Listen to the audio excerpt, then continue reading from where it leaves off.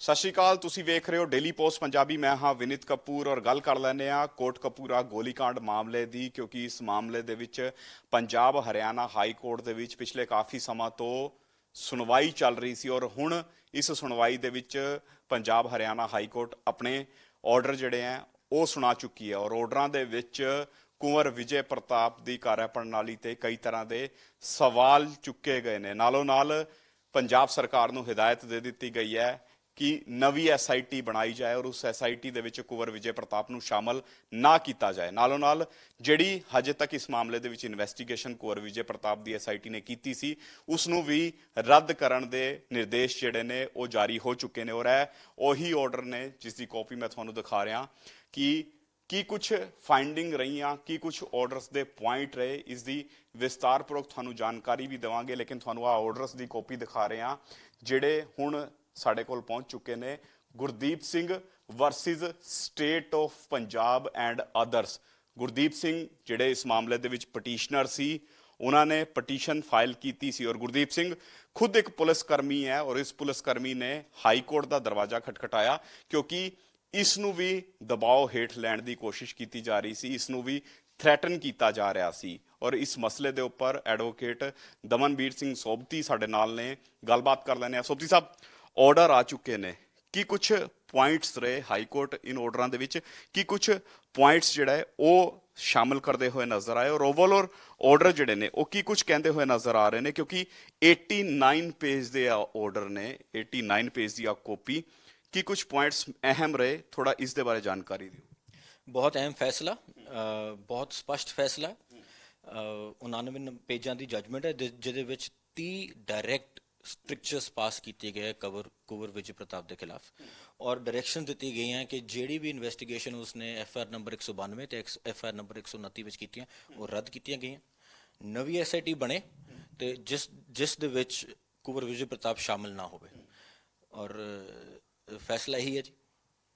ਨਾਲ ਇਹ ਵੀ ਕਿਹਾ ਗਿਆ ਕਿ ਉਸ ਦੀ ਜਿਹੜੀ ਰਿਪੋਰਟ ਹੈ ਉਸ ਨੂੰ ਵੀ ਪ੍ਰੋਪਰ ਰੱਦ ਕਰ ਦਿੱਤਾ ਗਿਆ। ਹੁਣ ਨਵੇਂ ਸਿਰੇ ਤੋਂ ਇਸ ਮਾਮਲੇ ਦੀ ਇਨਵੈਸਟੀਗੇਸ਼ਨ ਹੋਊ, ਨਵੇਂ ਸਿਰੇ ਤੋਂ ਹੋਏਗੀ ਔਰ ਦੋਨੋਂ FIRs ਦੀ ਬਰਾਬਰ ਨਾਲ ਦੇ ਨਾਲ ਪੈਰਲਲੀ ਹੋਏਗੀ। 192 ਦੀ ਵੀ ਤੇ 129 ਦੀ ਵੀ ਨਵੀਂ SIT ਬਣੇਗੀ ਜਿਹਦੇ ਵਿੱਚ ਕੁੰਵਰ ਵਿਜੇ ਪ੍ਰਤਾਪ ਮੈਂਬਰ ਨਹੀਂ ਹੋਏਗਾ।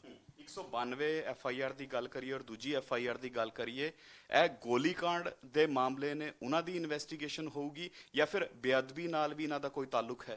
ਜਿਹੜੀ ਇਹ ਪਟੀਸ਼ਨ ਹੈ ਸਿਰਫ ਕੋਟਕਪੂਰਾ ਦੀ ਗੋਲੀकांड ਬਾਰੇ ਹੈ ਜੀ ਔਰ 192 ਨੰਬਰ FIR 'ਚ ਜਿਹੜੇ ਪਟੀਸ਼ਨਰ ਨੇ ਗੁਰਦੀਪ ਸਿੰਘ ਖੁਦ ਕੰਪਲੇਨੈਂਟ ਸੀ ਕਿਉਂਕਿ ਉਹ ਉਸ ਵੇਲੇ ਕੋਟਕਪੂਰਾ ਪੁਲਿਸ ਸਟੇਸ਼ਨ ਦੇ SHO ਸੀ ਜਦ ਗੋਲੀ ਚੱਲੀ ਸੀ ਤੇ ਉਸ ਕੇਸ ਨੂੰ ਬਿਲਕੁਲ ਤਫਤੀਸ਼ ਨੂੰ ਮੁਕੰਮਲ ਨਹੀਂ ਕੀਤਾ ਗਿਆ।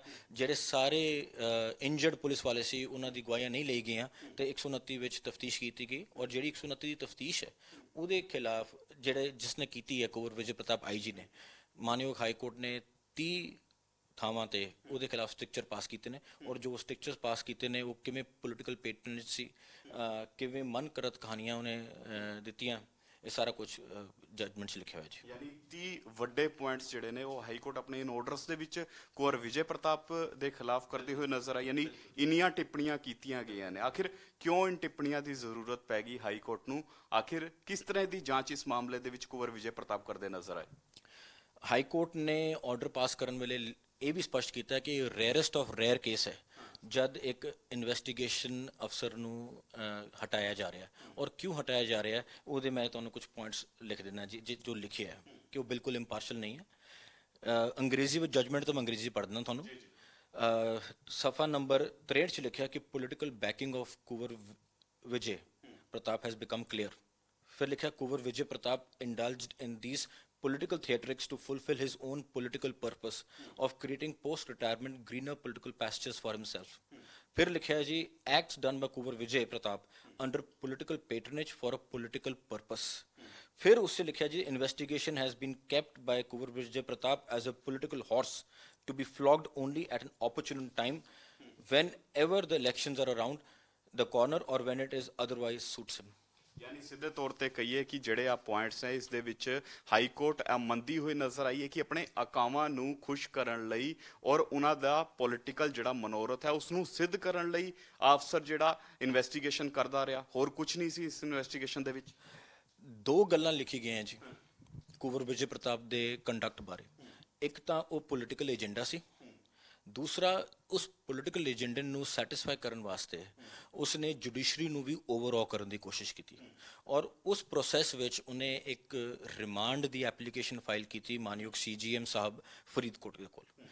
ਔਰ ਉਸ ਵੇਲੇ ਉਹ ਡਿਊਟੀ ਜੱਜ ਸਾਹਿਬ ਸੀਗੇ ਔਰ ਜਿਹੜਾ ਡਿਊਟੀ ਰੋਸਟਰ ਹੈ 1 ਮਹੀਨੇ ਪਹਿਲੇ ਆਉਂਦਾ।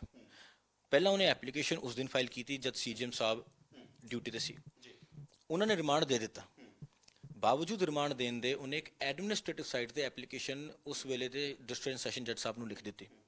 ਐਡਮਿਨਿਸਟ੍ਰੇਟਿਵ ਸਾਈਟ ਤੇ ਐਪਲੀਕੇਸ਼ਨ ਲਿਖਣ ਦਾ ਇੱਕ ਪਾਰਟੀ ਨੂੰ ਅਧਿਕਾਰ ਨਹੀਂ ਹੁੰਦਾ। ਪ੍ਰੋਸੀਕਿਊਸ਼ਨ ਵੀ ਕੇਸ ਦੀ ਪਾਰਟੀ ਹੈ ਤੇ ਮੁਲਜ਼ਮ ਵੀ ਕੇਸ ਦੀ ਪਾਰਟੀ ਹੈ ਔਰ ਉਹ ਐਪਲੀਕੇਸ਼ਨ ਉਸ ਨੂੰ ਦੇਣੀ ਨਹੀਂ ਚਾਹੀਦੀ ਸੀ, ਪਰ ਉਹਦੇ ਏਜੰਡੇ ਸੀਗੇ। ਫਿਰ ਉਸਨੇ ਉਸ ਐਪਲੀਕੇਸ਼ਨ ਨੂੰ ਜਨਤਕ ਕੀਤਾ, ਉਹ ਫਿਰ ਨਿਊਜ਼ਪੇਪਰ 'ਚ ਆਈ। ਫਿਰ ਉਸ ਨੂੰ ਲਿੰਕ ਕਰਨ ਦੀ ਕੋਸ਼ਿਸ਼ ਕੀਤੀ ਕਿ ਜੋ ਫਰੀਦਕੋਟ ਦੇ ਸੀਜੀਐਮ ਨੇ ਉਹ ਬਾਦਲ ਪਰਿਵਾਰ ਦੇ ਨਾਲ ਰਿਸ਼ਤੇਦਾਰੀ ਰੱਖਦੇ ਨੇ, ਉਸ ਕਰਕੇ ਉਹਨਾਂ ਦੀ ਉਸ ਟਾਈਮ ਤੇ ਬਦਨਾਮੀ ਹੋਈ।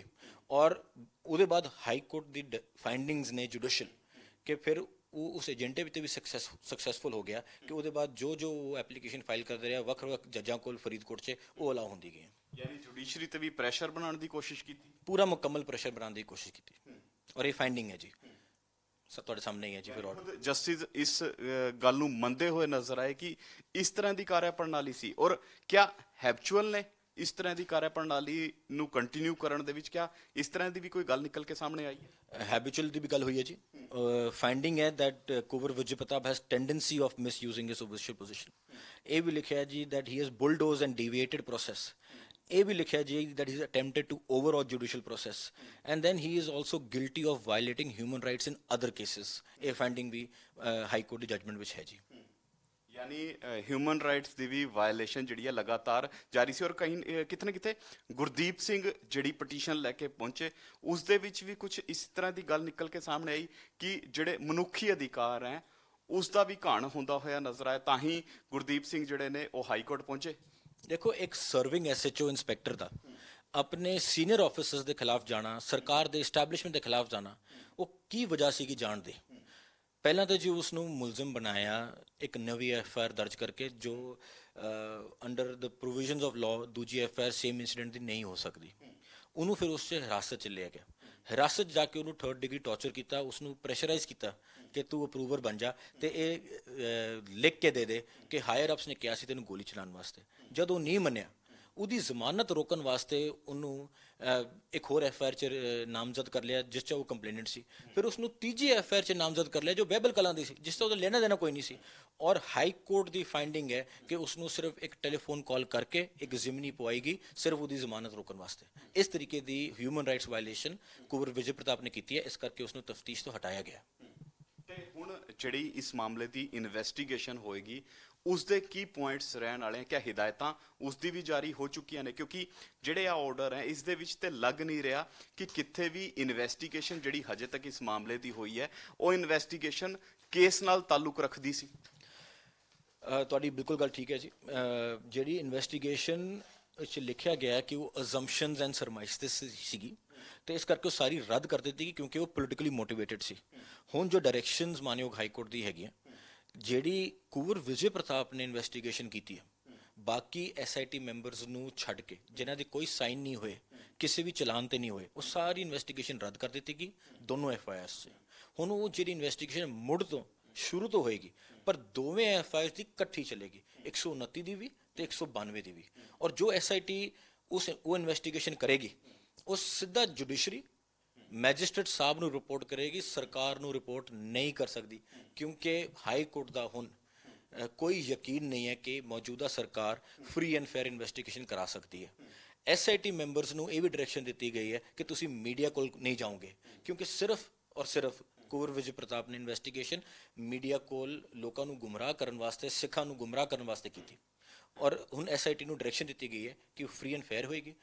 ਸਰਕਾਰ ਨੂੰ ਰਿਪੋਰਟ ਨਹੀਂ ਕਰਨਗੇ, ਮੈਜਿਸਟ੍ਰੇਟ ਸਾਹਿਬ ਨੂੰ ਰਿਪੋਰਟ ਕਰਨਗੇ ਤੇ ਮੀਡੀਆ ਕੋਲ ਨਹੀਂ ਜਾਣਗੇ। ਦੋਨੋਂ FIRs ਪੈਰਲਲੀ ਇਨਵੈਸਟੀਗੇਟ ਕੀਤੀ ਸਿੱਧੇ ਤੌਰ ਤੇ ਕਹੀਏ ਕਿ ਹੁਣ ਲਾਈਮਲਾਈਟ ਨਹੀਂ ਮਿਲੇਗੀ, ਜਿਸ ਤਰ੍ਹਾਂ ਦੀ ਪਹਿਲੇ ਲਾਈਮਲਾਈਟ ਮਿਲਦੀ ਸੀ ਵੀ ਅਕਸ਼ੇ ਕੁਮਾਰ ਜਾਂਚ ਦੇ ਵਿੱਚ ਸ਼ਾਮਲ ਹੋਣ ਲਈ ਚੰਡੀਗੜ੍ਹ ਆ ਰਹੇ ਨੇ, ਪ੍ਰਕਾਸ਼ ਸਿੰਘ ਬਾਦਲ ਜਾਂਚ ਦੇ ਵਿੱਚ ਸ਼ਾਮਲ ਹੋਣ ਲਈ ਚੰਡੀਗੜ੍ਹ ਆ ਰਹੇ ਨੇ, ਇਸ ਤਰ੍ਹਾਂ ਦੀ ਲਾਈਮਲਾਈਟ SIT ਨੂੰ ਨਹੀਂ ਮਿਲੇਗੀ। ਲੇਕਿਨ ਓਵਰਆਲ ਹਜੇ ਤੱਕ ਜਿਹੜੀ ਜਾਂਚ ਹੋਈ ਹੈ, ਅਕਸ਼ੇ ਕੁਮਾਰ ਨੂੰ ਬੁਲਾਇਆ ਜਾਂਦਾ ਹੈ, ਹੋਰ ਜਿਹੜੇ ਲੋਕਾਂ ਨੂੰ ਬੁਲਾ ਕੇ ਇਨਵੈਸਟੀਗੇਸ਼ਨ, ਕਿਆ ਤਾਲੁਕ ਸੀ ਉਹਨਾਂ ਦਾ ਇਸ ਮਾਮਲੇ ਦੇ ਵਿੱਚ? ਕਿਆ ਇਸ ਨੂੰ ਲੈ ਕੇ ਕੋਈ ਟਿੱਪਣੀ ਹੈ ਕਿ ਕਿਆ ਉਹਨਾਂ ਤੋਂ ਪੁੱਛਗਿੱਛ ਹੋਣੀ ਚਾਹੀਦੀ ਸੀ? ਕਿਆ ਉਹਨਾਂ ਦਾ ਕੋਈ ਇਸ ਨਾਲ ਸਰੋਕਾਰ ਹੈ ਵੀ ਸੀ, ਜਾਂ ਫਿਰ ਸਿਰਫ ਸੁਰਖੀਆਂ ਲਈ ਉਹਨਾਂ ਨੂੰ ਬਾਰ-ਬਾਰ ਬੁਲਾਇਆ ਜਾਂਦਾ ਸੀ ਤਾਂ ਕਿ ਸੁਰਖੀਆਂ ਅਖਬਾਰਾਂ ਦੀ ਜਾਂ ਮੀਡੀਆ ਚੈਨਲਸ ਦੀ ਉਹ ਬਰਕਰਾਰ ਰਹਿਣ ਔਰ ਅਫਸਰ ਜਿਹੜਾ ਆ ਸੁਰਖੀਆਂ ਦੇ ਵਿੱਚ ਹੀ ਰਹੇ?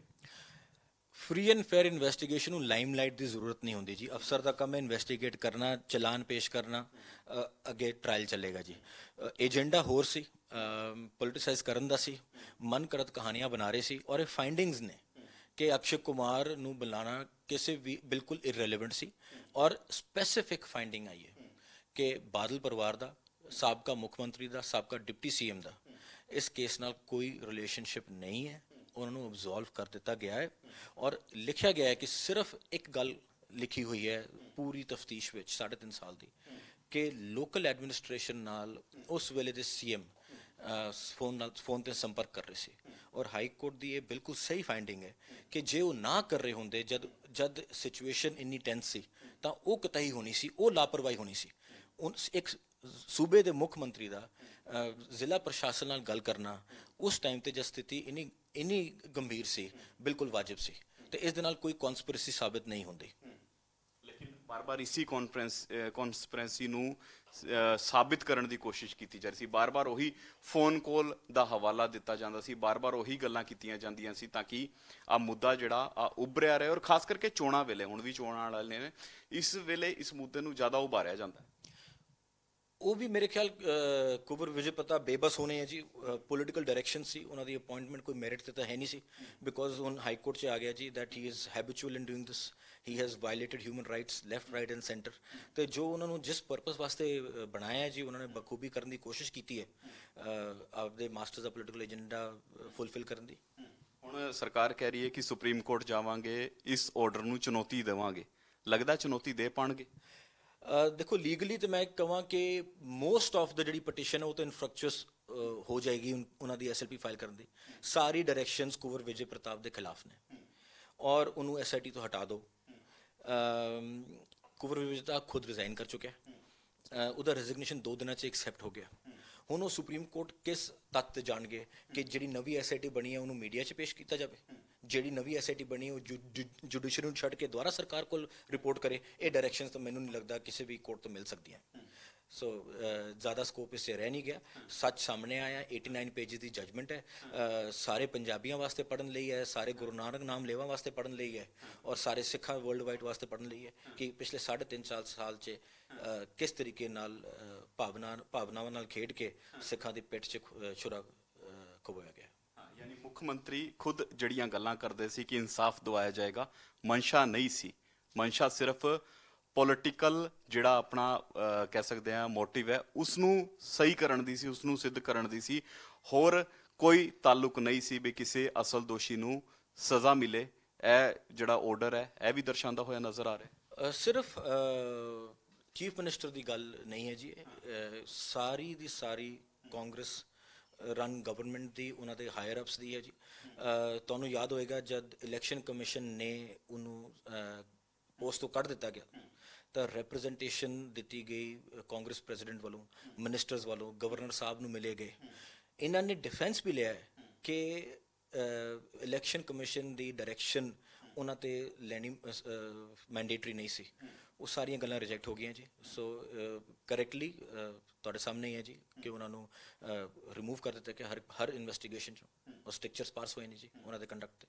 ਬਿਲਕੁਲ, ਦੇਖੋ ਸਿੱਧੇ ਤੌਰ ਤੇ ਇੱਕ ਵੱਡਾ ਮਸਲਾ ਕੋਟਕਪੂਰਾ ਗੋਲੀकांड ਦਾ ਹੈ ਔਰ ਇਸ ਮਸਲੇ ਦੇ ਵਿੱਚ ਹਾਈ ਕੋਰਟ ਦੀ ਜਿਹੜੀ ਡਾਇਰੈਕਸ਼ਨਸ ਆਈਆਂ, ਜਿਹੜੇ ਆਰਡਰ ਆਏ ਨੇ, 89 ਪੇਜ ਦੇ ਆਰਡਰ ਨੇ ਔਰ ਜਿਸ ਦੇ ਵਿੱਚ 30 ਪੁਆਇੰਟ ਜਿਹੜੇ ਨੇ ਉਹ ਕੱਲੇ ਕੁੰਵਰ ਵਿਜੇ ਪ੍ਰਤਾਪ ਦੀ ਕਾਰਿਆ ਪ੍ਰਣਾਲੀ ਨੂੰ ਲੈ ਕੇ ਕੀਤੇ ਗਏ ਨੇ ਕਿ ਕਿਸ ਤਰ੍ਹਾਂ ਦੀ ਕਾਰਿਆ ਪ੍ਰਣਾਲੀ ਰਹੀ, ਕਿਸ ਤਰ੍ਹਾਂ ਦਾ ਇਸ ਦਾ ਰਵੱਈਆ ਰਿਹਾ ਔਰ ਕਿਆ ਵਾਕਿਆ ਦੇ ਵਿੱਚ ਹੀ ਅਫਸਰ ਜਿਹੜਾ ਇਸ ਮਾਮਲੇ ਦੀ ਸਹੀ ਇਨਵੈਸਟੀਗੇਸ਼ਨ ਕਰਨਾ ਚਾਹੁੰਦਾ ਸੀ। ਇਸ ਨੂੰ ਦਰਸਾਇਆ ਗਿਆ ਇਨ ਆਰਡਰ ਦੇ ਵਿੱਚ ਕਿ ਪੂਰੀ ਦੀ ਪੂਰੀ ਜਿਹੜੀ ਆ ਰਿਪੋਰਟ ਹੈ, ਪੂਰੀ ਦੀ ਪੂਰੀ ਜਿਹੜੀ ਇਨਵੈਸਟੀਗੇਸ਼ਨ ਹੋਈ ਹੈ ਉਹ ਪੋਲੀਟੀਕਲ ਯਾਨੀ ਰਾਜਨੀਤਿਕ ਜਿਹੜੀ ਰੰਜਿਸ਼ ਦੀ ਭਾਵਨਾ ਹੈ ਉਸ ਨੂੰ ਸਿੱਧ ਕਰਨ ਲਈ ਕੀਤੀ ਗਈ ਸੀ। ਆਪਣਾ ਪੋਲੀਟੀਕਲ ਮਨੋਰਥ ਸਿੱਧ ਕਰਨ ਲਈ ਜਿਹੜੀ ਕਹਿ ਸਕਦੇ ਹਾਂ ਮੌਜੂਦਾ ਸਰਕਾਰ ਹੈ ਉਹ ਕੁੰਵਰ ਵਿਜੇ ਪ੍ਰਤਾਪ ਦੇ ਮੋਢੇ ਦੇ ਉੱਪਰ ਬੰਦੂਕ ਰੱਖ ਕੇ ਚਲਾਉਣ ਦਾ ਕੰਮ ਕਰ ਰਹੀ ਸੀ। ਔਰ ਆਹ ਆਰਡਰ ਜਿਹੜੇ ਨੇ 89 ਪੇਜ ਦੇ ਅੱਜ ਜਿਹੜੇ ਆਰਡਰ ਨੇ, ਜਿਸ ਦੀ ਕਾਪੀ ਮੈਂ ਤੁਹਾਨੂੰ ਪਹਿਲਾਂ ਵੀ ਦਿਖਾਈ ਸੀ ਔਰ ਹੁਣ ਵੀ ਤੁਹਾਨੂੰ ਇਸ ਦੀ ਜਿਹੜੀ ਮੈਂ ਕਾਪੀ ਦਿਖਾ ਰਿਹਾ ਕਿ 89 ਪੇਜ ਦੇ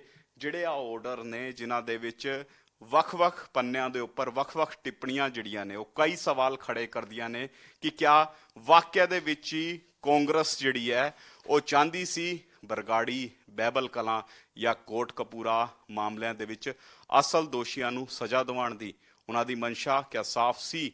ਅਗਰ ਸਾਫ਼ ਹੁੰਦੀ ਤੇ ਫਿਰ ਕੋਰਟ ਨੂੰ ਇਸ ਤਰ੍ਹਾਂ ਇੰਟਰਵੀਨ ਕਰਦੇ ਹੋਏ ਇੰਨਾ ਵੱਡਾ ਆਰਡਰ ਨਾ ਦੇਣਾ ਪੈਂਦਾ। ਹਾਲਾਂਕਿ ਵੇਖਣ ਵਾਲੀ ਗੱਲ ਰਹੇਗੀ ਕਿ ਕਦੋਂ ਇਨ ਮਾਮਲਿਆਂ ਦੇ ਅਸਲ ਦੋਸ਼ੀਆਂ ਨੂੰ ਸਜ਼ਾ ਮਿਲਦੀ ਹੈ ਔਰ ਕਦੋਂ ਉਹਨਾਂ ਨੂੰ ਇਨਸਾਫ ਮਿਲਦਾ ਹੋਇਆ ਨਜ਼ਰ ਆਊਗਾ। ਬਹਰਹਾਲ ਤੁਹਾਨੂੰ ਇਸ ਮੁੱਦੇ ਨਾਲ ਜੁੜੀ ਇਸ ਜਿਹੜਾ ਆਰਡਰ ਹੈ ਇਸ ਨਾਲ ਜੁੜੀ ਹਰ ਇੱਕ ਅਪਡੇਟ ਦਿੰਦੇ ਰਹਾਂਗੇ। ਤੁਸੀਂ ਵੇਖਦੇ ਰਹੋ ਡੇਲੀ ਪੋਸਟ ਪੰਜਾਬੀ।